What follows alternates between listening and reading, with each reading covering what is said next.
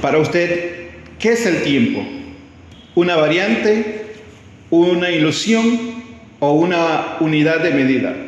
¿O es simplemente algo abstracto que no necesita que le pongamos importancia? Sin discriminar la percepción que cada persona pueda tener al respecto, el tiempo pasa para todos. Sin embargo, no todos suelen pensar en el valor del tiempo o lo dan por sentado como algo que tiene valor. Muchos lo subestiman, otros viven agobiados quejándose siempre de la falta de tiempo. Algunas otras personas temen que llegue el momento final de sus vidas y no hayan sabido aprovechar el tiempo. ¿Por qué ser consciente del tiempo? El paso del tiempo es algo que incide en todos los aspectos de la vida de una persona. Trasciende lo monetario, porque a diferencia del dinero, el tiempo no se puede comprar.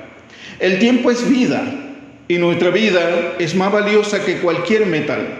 Por eso hay que tener siempre presente que la forma que actualmente tiene nuestra vida o la que puede llegar a tener será el resultado de las decisiones que tomemos sobre la manera en la que utilicemos nuestro tiempo. Honra cada día, valora tu tiempo, conectándote entre otras cosas con la alegría, porque así como vives tus días, vives tu vida.